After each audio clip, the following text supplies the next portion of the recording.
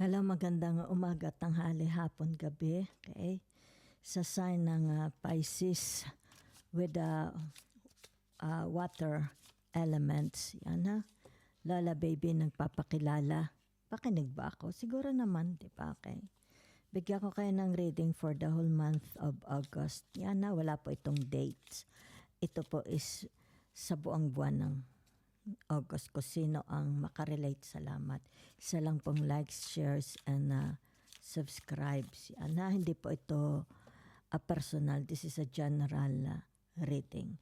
Kung gusto niyo ng personal, private reading, nasa mismong profile ko po sa description box. Okay? Yung email address. Yan. So, tingnan natin your auras, your energy. Okay?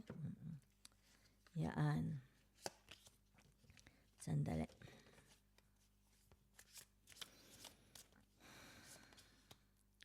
Reflecting. Yan. So, nakikita ko for some of you, mahilig kayong yung tinatawag na self-cleansing like prayers, meditation, yoga, di ba? Maaring for some of you, sabihin na natin, meron kayo, hirap kayong huminga, may mga asthma, di ba? Maaring short breathing. So, tinatawag na meditation form of exercise gaya ng breathing technique, di ba? So, for some of you, nakikita ko dito, mahilig kayo, sabihin na natin, an indoor or outside na ano ito. It's about, yan ha, okay? It's like, inaalis lahat ng toxicity sa inyong body. Yan ha. Threatening, intimidating, threatened, bothered. Yan. Sino ga ito? It's like meron laging, kumbaga dito siya, di ba yung mga salita niya is very, very threatening. Di ba? Nakakatakot. Yan kumbaga dito, kita mo yung baril niya, nakababa naman yung baril niya, pero nakakatakot. Ito yung tinatawag na, it's like inilalagay niya sa panganib ang buhay ninyo. Okay? Oo, baka ayan yung iskandalosong tao. Yan, nakikita ko dito skandaloso siya. Kaya dito nakakaranas kayo ng tinatawag, ninenervyos kayo. Baka mga kapitbahay mo yan o kapatid mo yan. Pwede rin naman magulang, di ba? Pwede rin naman sabi natin kung sino yung nakapalibot na tao, baka mga friends mo din. Kaya dito, nakikita yung tinatawag your emotion, di ba? Nire-relax mo ang emotion mo. Maaari nasa paligid ninyo, okay? Kumbaga dito, ito full of toxic itong taong ito. Di ba? Hindi siya magandang kasama. Palagi kang nangangamba, palagi kang lumalakas yung tibok ng puso mo. Okay? Kaya for some of you siguro meron kayong mga daladalang, it's like psychological illness, gaya ng goiter, di ba? Nervous, nagkakaroon kayo nervous breakdown, di ba? Yan. So, kumbaga dito siguro na-stress kayo, kaya kayo nasa reflecting nakaupo, di ba? It's like inaalis mo, nilalabanan mo, inaalis mo itong very, very toxic itong taong ito, ha? Yan, happiness, hater, yan ha? So, nakikita either pwedeng ikaw yan, pwedeng iba, di ba? Maaring dito yung tinatawag na, kasi happiness, hater, it's like masaya ka, pero meron ka ring hate to others, di ba? Or pwede rin ito energy ng ibang tao, di ba?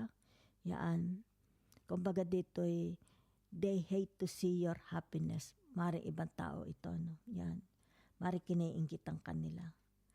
Kaya dito nakikita mo very, very toxic ang kanyang energy. Yan ha.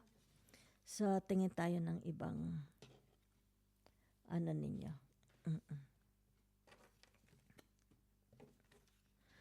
Your aura. Tingnan natin ha, your energy. Believe, have faith in your power to create your reality. Yan. Para panatag ang inyong tinatawag buhay. Okay? Surroundings, your environments. Big sabihin nito yung tinatawag, maniwala ka na ito'y matatapos din. Siguro may mga kasama talaga kayong very, very toxic na mga tao, di ba? So, ibig sabihin nito, maybe you need to go out. Kaya siguro narito yung tinatawag na reflecting, di ba? Yan. You need para ibig sabihin nito yung tinatawag na nagkakaroon na de-develop na yung tinatawag toxic sa inyong body. Di ba? Yan, oh. So, you go out, okay? Punta kayo sa tinatawag, halimbawa, sa forest, di ba? Sa tabing dagat, okay? Para lang ma-cleansing yung inyong tinatawag na emotions, ha? It's like ito yung tinatawag na nabubuo, namumuo, napupuno sa dibdib mo, kailangan mong ilabas, di ba? So maganda gawin mo yung tinatawag na breathing technique, okay? Breathing through your nose and then exhale, okay? Through your mouth.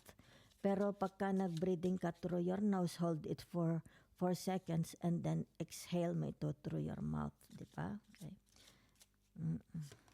Para laang dito yung tinatawag na maalis lahat ng baggages sa dibdib mo, okay?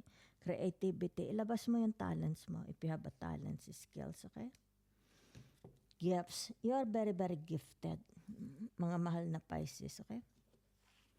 Ilabas ninyo, huwag niyo buruhin. Show it to the world. So, tingnan natin what's in your energy, ha? And what's the message?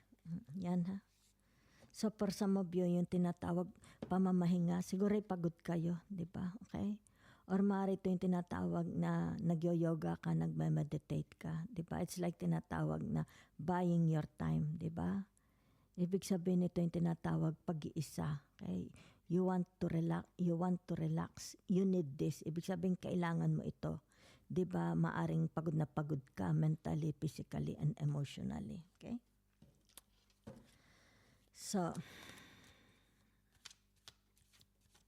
maybe you want to yung tinatawag na stretching, okay? Yan. Maybe it's a form of exercise, 'di ba? So naririto ang tinatawag na the nine of wands, 'di ba? So the nine of wands, it's about for some of you, it's more about nakikita ko dito freedom. I think you want to go out, 'di ba? Let's say visiting one country. Baka gusto mo mag-tour. Or maybe you are thinking of let's say gusto mo magpa-enroll, halimbawa crash courses, or you want to go back to school, whatever it is. Maybe you want to go for a retreat, di ba? It's like sabihin na natin, it has something to do about religion, di ba? Retreat, o kaya sabihin na natin yoga. It's more about, ang nakikita ko dito is a freedom. You want freedom, di ba? It's like masyado ng punong-puno yung nasa iyong sistema. You want to release it, okay? So you need this. Ibig sabihin you need this. Maybe you will go to a priest, di ba? To a psychologist, anan, para laang ilabas, okay? Ano itong nasa inyong sistema, di ba? For some of you, nakikita ko, you have a calling. Maybe you're sabihin na natin, a podcaster, di ba? Tinatawag motivational speaker. Maybe sabihin na natin, nagtuturo kayo ng calisthenics, nagtuturo kayo ng yoga, nagtuturo kayo ng zumba, di ba? Yan. Kasi narito yung creativity, okay? Tap into your creative potentials. So, maaring for some of you, nagtuturo kayo. Sabihin na natin ng gardening, di ba? O kaya tinatawag na handcraft, di ba? Yan. So, that's something to do about your creativity, okay? So, naririto yung tinatawag na the eight of, yan, no?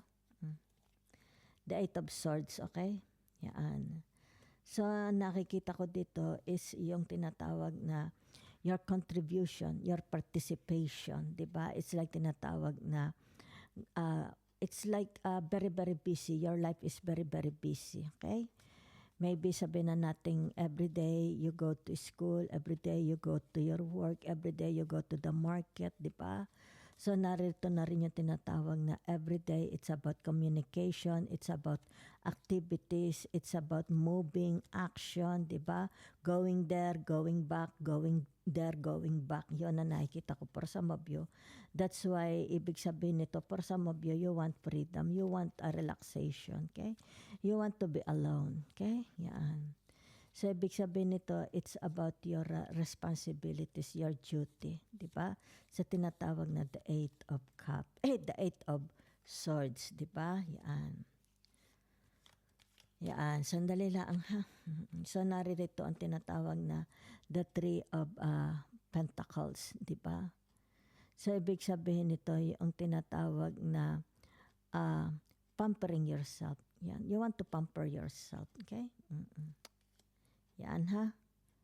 So, nakikita ko dito is more about you amongst, kasi the Eight of Swords, di ba? It's like naroon ka, you are among them. Nasa loob ka, okay? Halimbawa na isang grupo, na isang organization, maring kasama ka ng mga siblings mo, kasama ka ng mga classmates mo, naroon ka, okay? And it's very, very tiring, di ba? It's like sabihin na natin, naroon ka di ba? Halimbawa sabihin natin, ikaw nagluluto sa mga kapatid mo, ikaw nag-aalaga sa mga kapatid mo, di ba? Yan. Ikaw ang halimbawa anong tawag dito? Kung ano man yan, kasi naroon ka sa loob, di ba? Yan. It's like sabihin natin, ikaw nag-aalaga ng magulang mo, di ba? Ikaw nag-aalaga ng mga halimbawa yung mga anak ng amo mo, naroon ka sa loob, di ba? Yan. So, it's more about tinatawag na you, okay? Ginagampanan mo, okay? This is how you make money, nakikita ko, di ba? Yan. How you work with others, yun na. Kasi nandoon ka. How you work with them. It's like, sabihin natin, ikaw ang boss, hindi kayo ang tinatawag kagaya ng Leo, you give orders, di ba? No. Kasama ka nila Na doon kita ko naroon ka, di ba? Because of the Eight of Swords to the Nine of Wands to the Three of Pentacles. Kasama ka nila. And it's very, very taxing. It's very, very tiring, okay? It's very, very consuming. It's like consuming. All your energies are consumed, di ba? This is an everyday. It's like an everyday.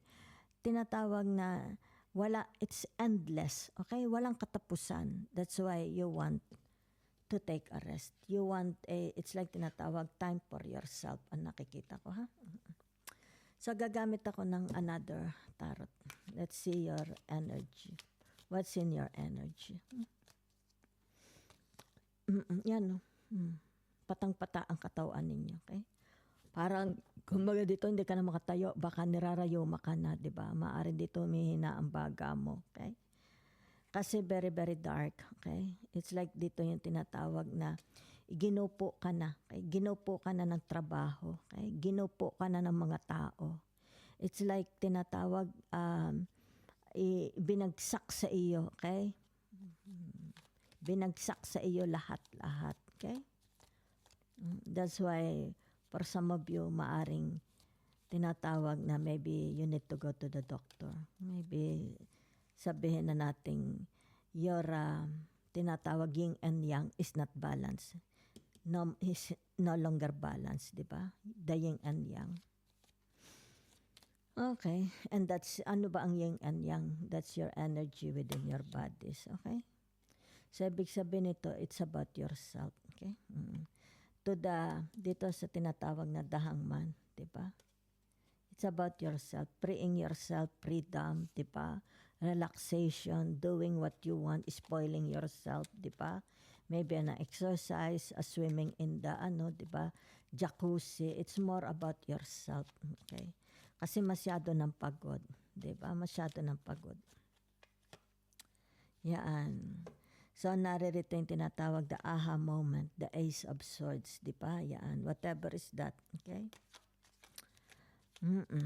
Ito yung tinatawag na mental clarity. Magkakaroon ng mental clarity to the aha moment. Yan, ha? Hangman and the Star. Okay? So it has something to do about mental clarity. Lilinis, yan. It's like tinatawag parang computer, na-delete lahat, okay? Naalis ang basura, yan. Kumbaga dito inano uli siya, yung tinatawag, it's like a factory defect, inalis, di ba? Yan, inayos, di ba? Okay? So ano pa yung magkakaroon ng clear thinking, okay? So for some of you, you will be given a breakthrough. Yan, Three of Pentacles, you will be given a breakthrough. Yan, So, ibig sabihin ito, matatapos na ito. Okay? Tinatawag laban mo. Okay? Sa mga, halimbawa sa society, di ba? Community, at work, di ba? So, ibig sabihin nito, it's about meron dito kasi ito tinatawag the nine of wands, di ba? So, it's more about focus, di ba? A force, okay? A force. Let's say, sabihin na nating focus sa inyong, halimbawa, you want to meron kayong balak mag-abroad, di ba? Yan. Or tinatawag, tatapusin mo na ang iyong tinatawag na trabaho. Okay? No more delaying. Okay? It's like kailangan tapusin mo na itong project na ito. Tapusin na. Huwag mo nang ibinbin, di ba? Kaya dahangman, huwag mo nang ibinbin. Okay? Yan. Hindi na ibibinbin. Tatapusin na. Okay? So, for some of you, nakikita dito yung tinatawag na, kasi ito, yan stimulating. It's like tinatawag na maybe you are very knowledgeable, very intelligent, you are full of wisdom. Kumbaga dito yung tinatawag, it's like you have alam mo ba yung followers, it's like apostles of Jesus Christ, di ba? May mga apostles nasunod sa inyo, okay? Kasi natitickled sila sa inyo because of this. Okay? The nine of wands to the hangman and the stars, okay? Yan, okay? So meron dito, it's like tinatawag, whatever is this, it's you dito ha? It's you between them, di ba? Big sabihin nito goodbyes, di ba? It's like sabihin na natin, I don't wanna work with you, I don't wanna live with you, di ba? I don't wanna be around you, di ba? So, ito yung tinatawag goodbyes, okay? Magkakaroon ng goodbyes, okay? Dead end. Kung ano man ito, it's like tinatawag dead end, ha? Okay? So, it's about, ewan ko ha, sino itong innocence you, okay? It's like you are innocent. It's like wala ka. Kasi the fool. Dito sa tinatawag the ace of swords. The eight. Yan na. The eight of swords. Okay? It's like innocence. Innocente ka. Okay? Halimbawa may mga pinag-uusapan. Diba? Halimbawa, nag-uusap ang mga neighbors. You're very, very innocent. Diba? It's like, ganun ba yun? Di ko alam yun. Yan, no? It's like tinatawag na, kaya narito ang the ace of swords, di ba? Yan o. Kasi ito yung tinatawag ko, ano itong mga naririnig mo, di ba? It gives you an aha moment. It gives you an aha moment. And ibig sabihin nito, pwede mong gamitin. Di ba? It's like sabihin na natin, nanonood ka ng social media, nanonood ka ng YouTube, nanonood ka, di ba? Ito yung tinatawag the ace of swords, nanonood ka halimbawa, okay? How to do this, how to cook this, how a remedy for a health, di ba? Let's say sabihin na natin, masyado kang concerned about your health, about your beauty, about your lifestyles. So it's like tinatawag, it gives you an aha moment, di ba? Yan. So, ibig sabihin nito yung tinatawag magkakaroon ng growth. It's like sharing. Maybe you will share it to others, di ba? It's like a new learning. Kasi nakikita dito, you are, ang nakikita ko dito, you are, it's like, sabihin na natin, you are planning. It's like, gagawin ko ito. I will create this, di ba? It's like a good idea, di ba? I will create it. And then, ibig sabihin, i-share ko ito, di ba? Or sabihin na natin additional information, additional knowledge. Di ba? Okay? So, there is a trouble. You are planning. Okay? Full to the hangman, you are planning trouble. Okay? So, for some of you, nakikita dito youth. Okay? For some of you, even you are aging, nakikita pa rin, tinatawag, moisturize ang skin mo. Di ba? Or wala ka pa rin kulubot. Okay? Mukha kang bata. Okay? So for some of you, it's like tinatawag a lack of commitment. Okay, you don't want commitment. Kaya narito ang the ace, the hangman, di ba? The hangman, and ibig sabihin nito, maybe for some of you, whatever commitment is this with others. Okay, yan. It's like, yung tinatawag na, yan, nawawalan na kayo ng interest, di ba? Nawawalan. Maaring sabihin na nating very, very tiring, okay? It's full of tinatawag responsibilities. It's full of tinatawag na orders, di ba? It's full of tinatawag na mga commitments is, kumbaga dito yung tinatawag, pagod na. Yan, napagod na, okay? Ayaw nang mag-commit. Okay? There is someone here, ayaw nang mag-commit. Yan ha. It's like sabihin na natin there is meron dito. Okay? Let's say sabihin na natin punta sa iyo for a commitment. Ayaw niya nang mag-commit. Di ba? It's like ayaw ko na mag-asawa, ayaw ko na magtrabaho. Di ba? Ayaw ko na mag-alaga ng bata, ayaw ko na magtinda. Di ba? Yan.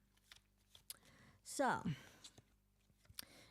whatever is this, ibig sabihin nito, lumabas na ang tinatawag na the wheel of fortune. Di ba? Okay. So, ibig sabihin nito, for some of you, if you are single, soulmates yan.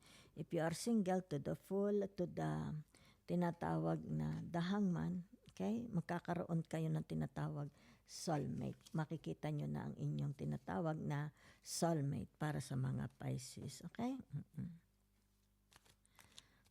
So, it's about tinatawag fortune, whatever is this, you against, again, okay, you, again, you and them, di ba? Between you and them, okay? Ibig sabihin nito, magkakaroon ng tinatawag na, tawag dito? Luck, okay? Yan. Growth, di ba? Provision. Maaaring ito'y sabihin na nating pagkakaperahan, trabaho, okay? Love relationship, friendship, di ba? Okay? Maybe studies, maybe nag-aaral ka uli. O sabihin natin mga crash course. Maybe it has something to do about business, about your work, di ba? So fortune, ibig sabihin nito, yan o. For some of you, it's about fortune, okay? Ano ito? It's like, itong fortune na ito? Dadating sa iyo. Okay?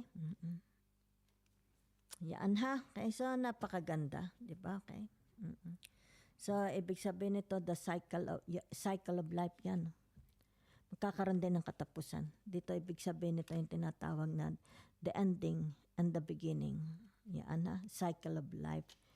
Matatapos. Yan. So, ibig sabihin nito, yung halimbawa, yung paghihirap matatapos, mapapalitan ito ng tinatawag kaalwanan. Diba? It's like mabubunot ang tinik sa iyong dibdib.